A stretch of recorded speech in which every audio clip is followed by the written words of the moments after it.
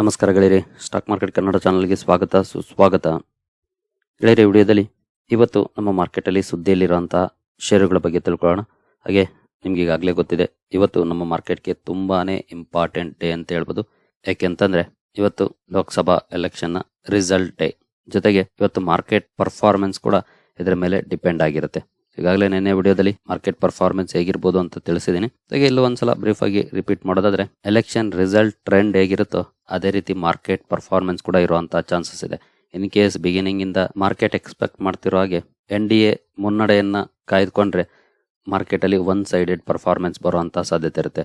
ಇನ್ case ಅಲ್ಲೇನಾದ್ರೂ ups and downs ಆದ್ರೆ market ಅಲ್ಲೂ ಕೂಡ ಅದೇ ರೀತಿ ಟ್ರೆಂಡ್ ಕಂಡು ಬರುವಂತಹ ಸಾಧ್ಯತೆ ಇರುತ್ತೆ. ಬಟ್ ಮಾರ್ನಿಂಗ್ ಅಂತೂ ತುಂಬಾನೇ ಕಾಶಿಯಸ್ ಆಗಿ ಮಾರ್ಕೆಟ್ ಇರುವಂತಹ ಸಾಧ್ಯತೆ ಇರುತ್ತೆ.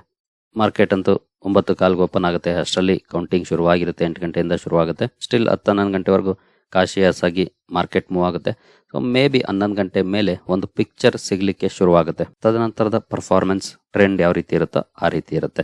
ಹಾಗೆ ಇವತ್ತು ಹಲವು ಷೇರುಗಳು ಸುದ್ದಿಯಲ್ಲಿರುತ್ತವೆ, ಬಟ್ ಮೆಜಾರಿಟಿ ಇಂಪ್ಯಾಕ್ಟ್ ಎಲೆಕ್ಷನ್ ಇರುತ್ತೆ. ತಿಳ್ಕೊಳ್ಳೋಣ ಯಾವೆಲ್ಲ ಷೇರುಗಳು ಇವತ್ತು ಸುದ್ದಿಯಲ್ಲಿರುತ್ತವೆ ಅಂತ. ಮೊದಲಿಗೆ ಡಿಸ್ಕ್ಲೇಮರ್ ಕೊಡ್ಲಿಕ್ಕೆ ಇಷ್ಟಪಡ್ತೀನಿ. ಇಲ್ಲಿ ಕವರ್ ಮಾಡ್ತಿರುವಂಥ ಯಾವುದೇ ಸ್ಟಾಕ್ ಅನ್ನು ಕೂಡ ರೆಕಮೆಂಡ್ ಮಾಡ್ತಿಲ್ಲ. ನೀವು ಫರ್ದರ್ ಸ್ಟಡಿ ಮಾಡಿ ಡಿಸಿಷನ್ ತಗೊಳ್ಬೋದು. ಆಸ್ ಎ ಎಜುಕೇಶನಲ್ ಪರ್ಪಸ್ ನಾನು ಈ ವಿಡಿಯೋನ ನಿಮ್ಮ ಮುಂದೆ ತರ್ತಾ ಇದ್ದೀನಿ. ಸೊ ಗೆಳೆಯರೆ, ಫಾರ್ಮಾಲಿಟೀಸ್ನ ಮಾಡೋದಾದ್ರೆ ಅಮೆರಿಕನ್ ಮಾರ್ಕೆಟ್ ನೆನೆ ಯಾವ ರೀತಿ ಪರ್ಫಾರ್ಮ್ ಮಾಡಿದೆ ಅಂತ ನೋಡ್ಬೋದು. 115 ಪಾಯಿಂಟ್ಸ್ ಅಥವಾ 0.3% ಡೌನ್ ಅಲ್ಲಿ ಅಮೆರಿಕನ್ ಮಾರ್ಕೆಟ್ ಕ್ಲೋಸಿಂಗ್ ಅನ್ನು ಕೊಟ್ಟಿದೆ. ಫ್ಲಾಟ್ ಓಪನಿಂಗ್ ಇತ್ತು, ನಂತರ ಡೌನ್ ಆಯಿತು, ಕೊನೆಯಲ್ಲಿ ರಿಕವರ್ ಆಗಿ ಓವರ್ ಆಲ್ 115 ಪಾಯಿಂಟ್ಸ್ ಡೌನ್ ಅಲ್ಲಿ ಕ್ಲೋಸಿಂಗ್ ಅನ್ನು ಕೊಟ್ಟಿದೆ. V shape recovery American market ಅಲ್ಲಿ ಕಂಡು ಬಂದಿದೆ. ಸೊ ಇವತ್ತಂತೂ ಇವೆಲ್ಲನೂ ಕೂಡ ಇಂಪ್ಯಾಕ್ಟ್ ಮಾಡೋದಿಲ್ಲ. ಸ್ಟಿಲ್ ನಾವು ಫಾರ್ಮಾಲಿಟೀಸ್ ಮಾಡ್ತಾ ಇದ್ದೀವಿ ಅಷ್ಟೇ. ನಂತರ ನಾಸ್ಡಾಕ್ ಅಲ್ಲಿ 93 ಪಾಯಿಂಟ್ಸ್ ಅಥವಾ 0.56% ಪಾಸಿಟಿವ್ ಪರ್ಫಾರ್ಮೆನ್ಸ್ ಕಂಡು ಬಂದಿದೆ. ಇಲ್ಲಿ ಒಳ್ಳೆ ಪರ್ಫಾರ್ಮೆನ್ಸ್ ಬಂದಿದೆ. ಇಲ್ಲೂ ವಿ ಶೇಪ್ ಪರ್ಫಾರ್ಮೆನ್ಸ್ ಇದೆ, ಬಟ್ ಗ್ಯಾಪ್ ಅಪ್ ಓಪನಿಂಗ್ ಆಗಿರೋದ್ರಿಂದ ನಂತರ ಡೌನ್ ಆಗಿ ಮತ್ತೆ ಪಾಸಿಟಿವ್ ಅಲ್ಲಿ ಕ್ಲೋಸಿಂಗ್ ಅನ್ನ ಕೊಟ್ಟಿದೆ. ನಂತರ ADR ಗಳ ಪರ್ಫಾರ್ಮೆನ್ಸ್ ಅನ್ನು ನೋಡಿದ್ರೆ ಇನ್ಫೋಸಿಸ್ ADR ಪಾಸಿಟಿವ್ ಅಲ್ಲಿ ಕ್ಲೋಸಿಂಗ್ ಅನ್ನು ಕೊಟ್ಟಿದೆ. ICICI ಬ್ಯಾಂಕ್ ಪಾಸಿಟಿವ್ ಇದೆ, 5.89% ನೋಡಬಹುದು. HDFC ಬ್ಯಾಂಕ್ ಕೂಡ ಮೋರ್ ದೆನ್ 5% ಅಥವಾ ನಿಯರ್ಲಿ 6% ಅಲ್ಲಿ ಕಂಡು ಬಂದಿದೆ. ವಿಪ್ರೋ ಪಾಸಿಟಿವ್ ಇದೆ. ನಂತರ ಡಾಕ್ಟರ್ ರೆಡ್ಡಿಸ್ ಕೂಡ ಪಾಸಿಟಿವ್ ಇದೆ. ಓವರ್ ಆಲ್ ಮೇಜರ್ ADR ಗಳಲ್ಲಿ ಒಳ್ಳೆ ಪರ್ಫಾರ್ಮೆನ್ಸ್ ಬಂದಿದೆ. ನಂತರ FIS-DIS ಆಕ್ಟಿವಿಟೀಸ್ ನೋಡೋದಾದ್ರೆ ಫೈನಲಿ ನಿನ್ನೆ FIS ಕೂಡ ನೆಟ್ ಬೈಯಿಂಗ್ ಅನ್ನು ಮಾಡಿದ್ದಾರೆ. ಅದರಲ್ಲೂ 6,850 ಕೋಟಿ ನೆಟ್ ಬೈಯಿಂಗ್ ಅನ್ನು ಮಾಡಿದ್ದಾರೆ. DIS 1,900 ಕೋಟಿ ನೆಟ್ ಬೈಯಿಂಗ್ ಅನ್ನು ಮಾಡಿದ್ದಾರೆ. ಎರಡು ಕಡೆಯಿಂದ ನೆಟ್ ಬೈಯಿಂಗ್ ನಿನ್ನೆ ಕಂಡು ಬಂದಿದೆ. ನಂತರ ನಮ್ಮ ಮಾರ್ಕೆಟ್ಗೆ ಸಂಬಂಧಪಟ್ಟಂತೆ ಖಂಡಿತ ಒಂದು ಒಳ್ಳೆ ನ್ಯೂಸ್ ಇದೆ ಅಂತ ಹೇಳ್ಬೋದು. ಆ ನ್ಯೂಸ್ ಏನಂತಂದ್ರೆ ನೋಡ್ಬೋದು, ಬ್ರೆಂಟ್ $77.78. ಸೊ ತುಂಬಾ ಒಳ್ಳೆ ನ್ಯೂಸ್ ಅಂತಾನೆ ಹೇಳ್ಬೋದು. ಕ್ರೂಡ್ ಅಲ್ಲಿ ಡೌನ್ ಫಾಲ್ ಕಂಡು ಬರೋದು, ಯಾಕಂದ್ರೆ ನಾವೀಗಾಗಲೇ ಇನ್ಫ್ಲೇಷನ್ ನ ಕಾರಣಕ್ಕೆ ಸಾಕಷ್ಟು ನೊಂದಿದ್ದೀವಿ. ಯಾಕಂದ್ರೆ ಈವನ್ ಟುಡೇ ಮಾರ್ಕೆಟ್ ಸ್ವಲ್ಪ ನೆಗೆಟಿವ್ ಟ್ರೆಂಡ್ ಅಲ್ಲಿ ಕಂಡು ಬರೋದೆ ಇನ್ಫ್ಲೇಷನ್ ನ ಕಾರಣಕ್ಕೆ. ಸೊ ಬ್ರೆಂಟ್ ಅಲ್ಲಿ ಅಥವಾ ಕ್ರೂಡ್ ಅಲ್ಲಿ ಡೌನ್ ಫಾಲ್ ಬರೋದು ಆಬ್ವಿಯಸ್ಲಿ ಇನ್ಫ್ಲೇಷನ್ ಅನ್ನ ಕಡಿಮೆ ಮಾಡುತ್ತೆ. ಸೊ ಕ್ರೂಡ್ ಡೌನ್ ಆಗ್ತಿದೆ, ನೋಡೋಣ ಎಲ್ಲಿವರೆಗೂ ಹೋಗುತ್ತೆ ಅಂತ. ಸೊ $81-82 ಲೆವೆಲ್ ಅಲ್ಲಿ ಇತ್ತು ನಿನ್ನೆ ಅಂದ್ರೆ ಲಾಸ್ಟ್ ವೀಕ್. ಇವಾಗ 77-78 ಬಂದಿದೆ. ನೋಡೋಣ ಯಾವ ರೀತಿ ಪರ್ಫಾರ್ಮೆನ್ಸ್ ಅನ್ನ ಮುಂದುವರಿಸುತ್ತೆ ಅಂತ. ಸೊ ನೆಕ್ಸ್ಟ್ ಇವತ್ತು ಯಾವೆಲ್ಲ ಸ್ಟಾಕ್ ಗಳನ್ನ ನಾವು ಫೋಕಸ್ ಮಾಡಬೇಕು ಅನ್ನೋ ವಿಚಾರಕ್ಕೆ ಬಂದ್ರೆ, ಗೆಳೆಯರೆ, ನನಗಾಗಲೇ ಟ್ವಿಟರ್ ಅಲ್ಲಿ ಈ ಒಂದು ಟ್ವೀಟ್ ಶೇರ್ ಮಾಡಿದ್ದೆ ನಿನ್ನೆ ರಾತ್ರಿ. ಇದನ್ನ ನಾನು ತಗೊಂಡಿರೋದು ಸ್ವತಃ ನರೇಂದ್ರ ಮೋದಿ ಅವರ ಮಾತಿನಿಂದ. ನೀವು ಇನ್ಸ್ಟಾಗ್ರಾಮ್ ಪೇಜ್ ಅನ್ನ ಫಾಲೋ ಮಾಡ್ತಾ ಇದ್ರೆ ಇನ್ಸ್ಟಾಗ್ರಾಮ್ ಅಲ್ಲಿ ನರೇಂದ್ರ ಮೋದಿ ಅವರ ವಿಡಿಯೋನೇ ಅಪ್ಲೋಡ್ ಮಾಡಿದ್ದೀನಿ. ಒಂದ್ಸಲ ಬೇಕಿದ್ರೆ ನೋಡಬಹುದು. ಇನ್ಸ್ಟಾಗ್ರಾಮ್ ಲಿಂಕ್ ನಮ್ಮ ಚಾನಲ್ ನ ಡಿಸ್ಕ್ರಿಪ್ಷನ್ ಅಲ್ಲಿ ಇದೆ, ನೋಡಬಹುದು. 2 months before business today conclave ಅಲ್ಲಿ ಮೋದಿ ಅವರು ಮಾತಾಡುವಾಗ ನೆಕ್ಸ್ಟ್ 5 years ಅಲ್ಲಿ ನಮ್ಮ ಫೋಕಸ್ ಎಲ್ಲಿರುತ್ತೆ ಅಂತ ಹೇಳಿದ್ರು. ನಾವು ಇನ್ವೆಸ್ಟ್ ಮಾಡಬೇಕು ಅಂತಂದ್ರೆ, ನಮಗೆ ಒಳ್ಳೆ ರಿಟರ್ನ್ಸ್ ಬರಬೇಕು ಅಂತಂದ್ರೆ ಅದೇ ಸೆಕ್ಟರ್ ಗಳನ್ನ ನಾವು ಸ್ಟಡಿ ಮಾಡಿ ಒಳ್ಳೆ ಸ್ಟಾಕ್ ಗಳನ್ನ ಸೆಲೆಕ್ಟ್ ಮಾಡಿ ಇನ್ವೆಸ್ಟ್ಮೆಂಟ್ ಅನ್ನ ಮಾಡಬೇಕು. ನೋಡಬಹುದು, infrastructure, railways, defence, space, solar power, electric vehicle, semiconductor, hydrogen. So ಈ 8 ಮೇಜರ್ ಸೆಕ್ಟರ್ಗಳು, ಇವುಗಳನ್ನ ಇವತ್ತು ವಾಚ್ ಮಾಡಬಹುದು. ರಿಸಲ್ಟ್ ಯಾವ ರೀತಿ ಇರುತ್ತೆ, ಟ್ರೆಂಡ್ ಅದೇ ರೀತಿ ಇರುತ್ತೆ. ಇನ್ ಕೇಸ್ ಕರೆಂಟ್ ಗವರ್ನಮೆಂಟ್ಗೆ ಪಾಸಿಟಿವ್ ಟ್ರೆಂಡ್ ರಿಸಲ್ಟ್ ಅಲ್ಲಿ ಕಂಡು ಬಂತು ಅಂತಂದ್ರೆ ಈ ಸೆಕ್ಟರ್ನ ಸ್ಟಾಕ್ಗಳಲ್ಲಿ ಒಳ್ಳೆ ಪರ್ಫಾರ್ಮೆನ್ಸ್ ಬರುತ್ತೆ. ಯಾಕಂದ್ರೆ ಸ್ವತಃ ನರೇಂದ್ರ ಮೋದಿ ಅವರ ಬಾಯಿಂದನೇ ಬಂದಿರುವಂತಹ ಸೆಕ್ಟರ್ಗಳಿವು. ನೆಕ್ಸ್ಟ್ 5 years ಅಲ್ಲಿ ನಾವು ಏನ್ ಮಾಡ್ತೀವಿ ಬದಲಾವಣೆಯನ್ನ ಅಂತ. ಹಾಗಾಗಿ ಈ ಎಲ್ಲ ಸೆಕ್ಟರ್ನ ಸ್ಟಾಕ್ಗಳನ್ನ ಇವತ್ತು ನಿಮ್ಮ ಫೋಕಸ್ ಅಲ್ಲಿ ಇಟ್ಕೊಳ್ಬಹುದು. ಈಗಾಗಲೇ ನಾವು ನಿನ್ನೆನೂ ಕೂಡ ಹಲವಾರು ಸ್ಟಾಕ್ಗಳನ್ನ ಫೋಕಸ್ ಅಲ್ಲಿ ಇಟ್ಟಿದ್ವಿ, ನೋಡಿದ್ವಿ, ಒಳ್ಳೆ ಪರ್ಫಾರ್ಮೆನ್ಸ್ ಕೂಡ ಕಂಡು ಬಂದಿದೆ. ಸೊ ಅವೇ ಸ್ಟಾಕ್ಗಳನ್ನ ಮುಂದುವರಿಸಬಹುದು. ಇದ್ರ ಜೊತೆ ಬ್ಯಾಂಕಿಂಗ್ ಅಂಡ್ ಫೈನಾನ್ಷಿಯಲ್ ಸರ್ವಿಸಸ್ ಬರುತ್ತೆ. ಸೊ ಇನ್ನು ಕೆಲವು ಆಡ್ ಆಗ್ತಾ ಹೋಗುತ್ತೆ. ಪವರ್ ಸೆಕ್ಟರ್ ಅದು ಕೂಡ ಇನ್ಕ್ಲೂಡ್ ಆಗುತ್ತೆ. ನಂತರ ಇಂಡಿವಿಜುವಲ್ ಸ್ಟಾಕ್ಗಳ ಕಡೆ ಬಂದರೆ ICICI ಬ್ಯಾಂಕ್ ಇವತ್ತು ಸುದ್ದಿಯಲ್ಲಿರುತ್ತೆ. ನಿನ್ನೆ ಅಂತೂ ಒಳ್ಳೆ ಪರ್ಫಾರ್ಮೆನ್ಸ್ ಇತ್ತು, ಇವತ್ತು ಕೂಡ ಸುದ್ದಿಯಲ್ಲಿರುತ್ತೆ. ನಂತರ ಅದಾನಿ ಗ್ರೂಪ್, ICICI ಬ್ಯಾಂಕ್ ಎರಡು ಕೂಡ ಸುದ್ದಿಯಲ್ಲಿರುತ್ತೆ. ಕಾರಣ, ನಾನು ಲಾಸ್ಟ್ ವೀಕ್ ಒಂದು ನ್ಯೂಸ್ ಅನ್ನ ಕವರ್ ಮಾಡಿದ್ದೆ. Adani group branded credit card ಅನ್ನ ಲಾಂಚ್ ಮಾಡೋ ಅಂತ ಪ್ಲಾನ್ ಮಾಡ್ತಿದೆ ಅಂತ. ಸೊ ಈಗ ಅದಕ್ಕೆ ಸಂಬಂಧಪಟ್ಟಂತೆ ನ್ಯೂಸ್ ಬಂದಿದೆ. ICICI ಬ್ಯಾಂಕ್ ಜೊತೆ ಟೈಅಪ್ ಅನ್ನು ಮಾಡಿಕೊಂಡು ಕಂಪನಿ ಕೋ ಬ್ರಾಂಡೆಡ್ ಕ್ರೆಡಿಟ್ ಕಾರ್ಡ್ಗಳನ್ನು ಲಾಂಚ್ ಮಾಡಿದೆ. ಆ ಕಾರಣಕ್ಕಾಗಿ ಸುದ್ದಿಯಲ್ಲಿರುತ್ತೆ ನೋಡ್ಬೋದು. Adani one enters retail finance with ICICI bank airport credit card launch. ಈ ನ್ಯೂಸ್ನಿಂದ ICICI bank and Adani group ಎರಡು ಕೂಡ ಸುದ್ದಿಯಲ್ಲಿರುತ್ತೆ. ಎರಡನ್ನು ಕೂಡ ಅಬ್ಸರ್ವ್ ಮಾಡ್ಬೋದು. ಎಸ್ಪೆಷಲಿ ಅದಾನಿ ಗ್ರೂಪ್ ಅಲ್ಲಿ ಅದಾನಿ ಎಂಟರ್ಪ್ರೈಸಸ್ ಫ್ಲಾಗ್ಶಿಪ್ ಕಂಪನಿ ಅಂದ್ರೆ ಪೇರೆಂಟ್ ಕಂಪನಿ ಅಂತ ಹೇಳ್ಬೋದು ಎಲ್ಲ ಅದಾನಿ ಗ್ರೂಪ್ ನ ಶೇರ್ಗಳಿಗೆ. ಕಾನ್ಸಂಟ್ರೇಟ್ ಮಾಡ್ಬೋದು ಈ ಶೇರುಗಳಲ್ಲಿ ಇವತ್ತು. ನಂತರ RVNL ಸುದ್ದಿಯಲ್ಲಿರುತ್ತೆ. ನಿನ್ನೆ ಒಳ್ಳೆ ಪರ್ಫಾರ್ಮೆನ್ಸ್ RVNL ಅಲ್ಲಿ ಕಂಡು ಬಂದಿತ್ತು. ಇವತ್ತು ಕೂಡ ಸುದ್ದಿಯಲ್ಲಿರುತ್ತೆ. ಕಾರಣ ಕಂಪನಿಗೆ 440 ಕೋಟಿ ಆರ್ಡರ್ ಸಿಕ್ಕಿದೆ ಸದರ್ನ್ ರೈಲ್ವೇಸ್ ಇಂದ. ಹಾಗಾಗಿ RVNL ಕೂಡ ಸುದ್ದಿಯಲ್ಲಿರುತ್ತೆ. ಈ ಸ್ಟಾಕ್ ಅನ್ನು ಕೂಡ ನಿಮ್ಮ ವಾಚ್ ಲಿಸ್ಟ್ ಅಲ್ಲಿ ಇಟ್ಕೊಳ್ಬಹುದು. ಈ ನ್ಯೂಸ್ ನ ಕಾರಣಕ್ಕೇನು ಸ್ಟಾಕ್ ಗಳಲ್ಲಿ ಇವತ್ತು ರ್ಯಾಲಿ ಬರೋದಿಲ್ಲ, ರಿಸಲ್ಟ್ ನ ಕಾರಣಕ್ಕೆ ಬರುತ್ತೆ ರ್ಯಾಲಿ ಬಂದ್ರೆ. ರಿಸಲ್ಟ್ ಯಾವ ರೀತಿ ಇರುತ್ತೆ, ಪರ್ಫಾರ್ಮೆನ್ಸ್ ಆ ರೀತಿ ಇರುತ್ತೆ. ಸ್ಟಿಲ್ ನ್ಯೂಸ್ ಅಂತೂ ಇದೆ, 440 ಕೋಟಿ ಆರ್ಡರ್ ಸಿಕ್ಕಿರೋದು, ಅದಕ್ಕಾಗಿ ವಾಚ್ ಲಿಸ್ಟ್ ಅಲ್ಲಿ ಇಟ್ಕೊಳ್ಬಹುದು.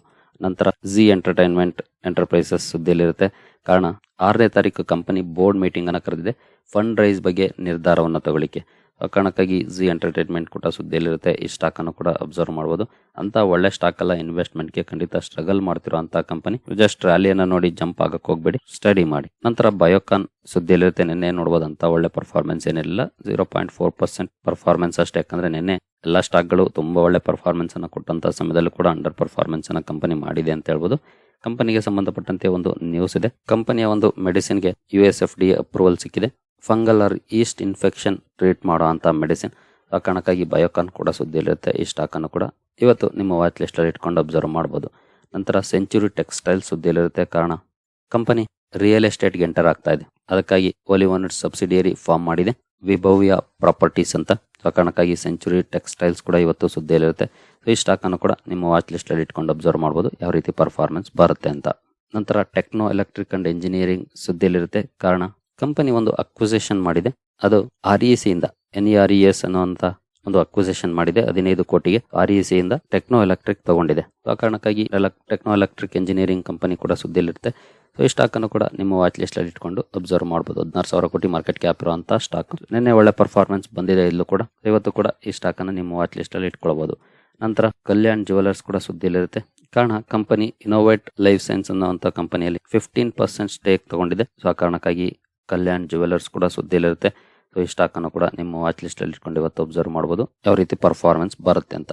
ಸರಿ, ಕಲ್ಯಾಣ್ ಅಕ್ವೈರ್ ಮಾಡಿರೋದು ಇನೋವೇಟ್ ಲೈಫ್ ಸ್ಟೈಲ್ಸ್ ಅಂತ. ನಾನು ಲೈಫ್ ಸೈನ್ಸ್ ಅಂತ ಅಂದೆ ಫಸ್ಟ್.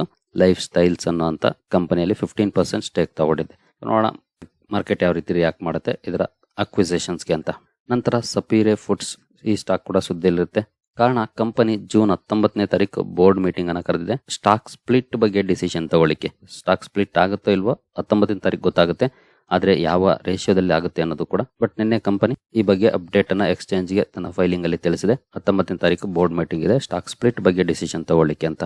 ಆ ಕಾರಣದಿಂದ ಸಫೀರೆ ಫುಡ್ಸ್ ಕೂಡ ಸುದ್ದಿಯಲ್ಲಿರುತ್ತೆ. ಈ ಸ್ಟಾಕ್ ಅನ್ನು ಕೂಡ ನಿಮ್ಮ ವಾಚ್ ಲಿಸ್ಟ್ ಅಲ್ಲಿ ಇಟ್ಕೊಂಡು ಅಬ್ಸರ್ವ್ ಮಾಡಬಹುದು ಇವತ್ತು. ಈ ನ್ಯೂಸ್ಗೆ ಸಂಬಂಧಪಟ್ಟಂತೆ ಯಾವ ರೀತಿ ರಿಯಾಕ್ಟ್ ಮಾಡುತ್ತೆ ಅಂತ.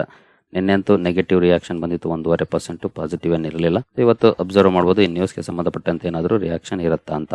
ನಂತರ ಕ್ರೋನಾಕ್ಸ್ ಲ್ಯಾಬ್ ಸೈನ್ಸಸ್ IPO ನಿನ್ನೆ ಓಪನ್ ಆಗಿದೆ, ಇವತ್ತು ಓಪನ್ ಇರುತ್ತೆ, ನಾಳೆ ಕೂಡ ಓಪನ್ ಇರುತ್ತೆ. ಇಂಟ್ರೆಸ್ಟ್ ಇರೋರು ಬೇಕಿದ್ರೆ ಸ್ಟಡಿ ಮಾಡಬಹುದು. ನಿನ್ನೆ ಮೋರ್ ದನ್ 60% ಪ್ರೀಮಿಯಂ ಇತ್ತು, ಇವತ್ತು ನೋಡಬಹುದು 59.56 ಇದೆ. ಸ್ಟಿಲ್ ಒಳ್ಳೆ ಪ್ರೀಮಿಯಂ ಇದೆ. ಇಂಟ್ರೆಸ್ಟ್ ಇರೋರು ಬೇಕಿದ್ರೆ ಸ್ಟಡಿ ಮಾಡಿ ಡಿಸೈಡ್ ಮಾಡಬಹುದು ಅಪ್ಲೈ ಮಾಡಬೇಕಾ ಬೇಡವಾ ಅಂತ. ಸದ್ಯದ ಮಟ್ಟಿಗಂತೂ ಒಳ್ಳೆ ಪ್ರೀಮಿಯಂ ಇದೆ. ಹಾಗೆ ಇದರ ಲಿಸ್ಟಿಂಗ್ ಕೂಡ ಎಲೆಕ್ಷನ್ ರಿಸಲ್ಟ್ ಮೇಲೆ ಡಿಪೆಂಡ್ ಆಗುತ್ತೆ. ಯಾಕೆಂದ್ರೆ ಇನ್ ಕೇಸ್ ಅನ್ಎಕ್ಸ್ಪೆಕ್ಟೆಡ್ ರಿಸಲ್ಟ್ ಬಂದ್ರೆ ಮಾರ್ಕೆಟ್ ಸೆಂಟಿಮೆಂಟ್ ಪೂರ್ತಿ ನೆಗೆಟಿವ್ ಆಗುತ್ತೆ. ನೆಗೆಟಿವ್ ಆದಾಗ ಲಿಸ್ಟಿಂಗ್ ಕೂಡ ನೆಗೆಟಿವ್ ಆಗುವಂತ ಚಾನ್ಸಸ್ ಇರುತ್ತೆ. ಹಾಗಾಗಿ ಅದನ್ನು ಕೂಡ ನೋಡ್ಕೊಂಡೆ ನಾವು ಡಿಸೈಡ್ ಮಾಡಬೇಕಾಗುತ್ತೆ. In case market sentiment positive ಇದ್ರೆ ಇಲ್ಲೂ ಕೂಡ ಪಾಸಿಟಿವ್ ಮೊಮೆಂಟಮ್ ಇರುತ್ತೆ. ಇನ್ನೇನು ಗೊತ್ತಾಗುತ್ತೆ ಇವತ್ತು ರಿಸಲ್ಟ್ ನೋಡ್ಕೊಳ್ಬೇಕಿದ್ರೆ ನಾಳೆ ಕೂಡ ಅಪ್ಲೈ ಮಾಡಬಹುದು. ನಂತರ ಗಿಫ್ಟ್ ನಿಫ್ಟಿ ಕಡೆ ಬಂದ್ರೆ ಯಾವ ರೀತಿ ಪರ್ಫಾರ್ಮ್ ಮಾಡ್ತಿದೆ ಅಂತ. ಸದ್ಯದ ಮಟ್ಟಿಗೆ ಗಿಫ್ಟ್ ನಿಫ್ಟಿಯಲ್ಲಿ ಏನು ಪಾಸಿಟಿವ್ ಪರ್ಫಾರ್ಮೆನ್ಸ್ ಇಲ್ಲ. ನೋಡಬಹುದು 25 ಪಾಯಿಂಟ್ಸ್ ಡೌನ್ ಅಲ್ಲಿ ಟ್ರೇಡ್ ಆಗ್ತಿದೆ. ನಾನು ಅವಾಗಲೇ ಹೇಳಿದ್ನಲ್ಲ, ನೋಡಬಹುದು ಈಗ ಪಾಸಿಟಿವ್ ಆಯ್ತು. ಸ್ವಲ್ಪ ಕಾಶಿಯಸ್ ಆಗಿರುತ್ತೆ ಮಾರ್ಕೆಟ್ ಅಂತ 10-11 ಗಂಟೆವರೆಗೂ ಕ್ಲಾರಿಟಿ ಸಿಗೋವರೆಗೂ, ಅಂದ್ರೆ 11 ಗಂಟೆ ಆಗ್ಬೋದು 12 ಗಂಟೆ ಆಗ್ಬೋದು, ರಿಸಲ್ಟ್ ಬಗ್ಗೆ ಕ್ಲಾರಿಟಿ ಸಿಗೋವರೆಗೂ ಸ್ವಲ್ಪ ಕಾಶಿಯಸ್ ಆಗಿ ಮೂವ್ ಆಗುತ್ತೆ. ಯಾಕಂದ್ರೆ ಯಾರು ಅಗ್ರೆಸಿವ್ ಆಗಿ ಪೊಸಿಷನ್ಸ್ ಅನ್ನ ತಗೊಳಕ್ ಹೋಗೋದಿಲ್ಲ ಈ ಸಮಯದಲ್ಲಿ. ಹಾಗಾಗಿ ಒಂದು ಫ್ಲಾಟ್ ಇರ್ಬೋದು ಅಥವಾ ಸ್ವಲ್ಪ ನೆಗೆಟಿವ್ ಆಗಿ ಕೂಡ ಟ್ರೇಡ್ ಆಗ್ತಾ ಇರ್ಬೋದು. ಒನ್ಸ್ ಟ್ರೆಂಡ್ ಎತ್ತ ಕಡೆ ಜಾಸ್ತಿ ಶುರುವಾಗುತ್ತೋ ಆ ಕಡೆ ಪರ್ಫಾರ್ಮೆನ್ಸ್ ಬರುವಂತ ಸಾಧ್ಯತೆ ಇರುತ್ತೆ. ಸೊ ನೋಡೋಣ, ಒಪ್ಪಿಟ್ಕೊಳ್ಳೋಣ, ಫಾರ್ ದ ಬೆಸ್ಟ್. ಒಳ್ಳೆ ಪರ್ಫಾರ್ಮೆನ್ಸ್ ಬರಲಿ. ಮಾರ್ಕೆಟ್ ಅಂದ್ಕೊಂಡಾಗ ರಿಸಲ್ಟ್ ಬಂದ್ರೆ ಖಂಡಿತ ಒಳ್ಳೆ ಪರ್ಫಾರ್ಮೆನ್ಸ್ ಬರುತ್ತೆ, ಅದ್ರಲ್ಲೇನು ಡೌಟ್ ಇಲ್ಲ. ಸೊ ನೋಡೋಣ. ಯಾಕಂದ್ರೆ ಮಾರ್ಕೆಟ್ ನಾವು ಅಂದ್ಕೊಂಡಂಗೆ ಯಾವತ್ತು ಮಾರ್ಕೆಟ್ ಅಲ್ಲಿ ಇರೋದಿಲ್ಲ. ಮಾರ್ಕೆಟ್ ಹೇಗೆ ಹೋಗುತ್ತೋ ನಾವು ಹಂಗೆ ಹೋಗ್ಬೇಕಷ್ಟೇ. ಹಾಗೆ ಏಷ್ಯನ್ ಮಾರ್ಕೆಟ್ ಪರ್ಫಾರ್ಮೆನ್ಸ್ ನೋಡಿದ್ರೆ ಸ್ವಲ್ಪ ನೆಗೆಟಿವ್ ಟ್ರೆಂಡ್ ಇದೆ ಇವತ್ತು. ಪಾಸಿಟಿವ್ ಏನಿಲ್ಲ, ಏಷ್ಯನ್ ಮಾರ್ಕೆಟ್ಸ್ ನೆಗೆಟಿವ್ ಅಲ್ಲೇ ಇದೆ. ನೋಡೋಣ ರಿಸಲ್ಟ್ ಯಾವ ರೀತಿ ಬರುತ್ತೆ, ಅದಕ್ಕೆ ತಕ್ಕಂತೆ ರಿಯಾಕ್ಷನ್ ಕೂಡ ನಮ್ಮ ಮಾರ್ಕೆಟ್ ಅಲ್ಲಿ ಇರುವಂತ ಸಾಧ್ಯತೆ ಇದೆ. ಡೌ ಜೋನ್ಸ್ ಕೂಡ ಸ್ವಲ್ಪ ನೆಗೆಟಿವ್ ಅಲ್ಲೇ ಇದೆ, ಅಥವಾ ಫ್ಲಾಟಿಶ್ ಪರ್ಫಾರ್ಮೆನ್ಸ್ ಅಂತ ಹೇಳ್ಬೋದು ಬೇಕಿದ್ರೆ. ಸರಿ ಗೆಳೆಯರೆ, ಇಂದಿನ ಇಂಪಾರ್ಟೆಂಟ್ ಡೇ ಮಾರ್ಕೆಟ್ ಪರ್ಫಾರ್ಮೆನ್ಸ್ ಯಾವ ರೀತಿ ಇರುತ್ತೆ ಅನ್ನೋದನ್ನ ನೋಡೋಣ. ಈ ವಿಡಿಯೋ ನಿಮಗೆ ಇಷ್ಟ ಆಗಿದೆ ಅಂದ್ಕೊಳ್ತೀನಿ. ಮುಂದಿನ ವಿಡಿಯೋದಲ್ಲಿ ಸಿಗೋಣ. ಅಲ್ಲಿವರೆಗೂ ಜೈ ಹಿಂದ್, ಜೈ ಕರ್ನಾಟಕ.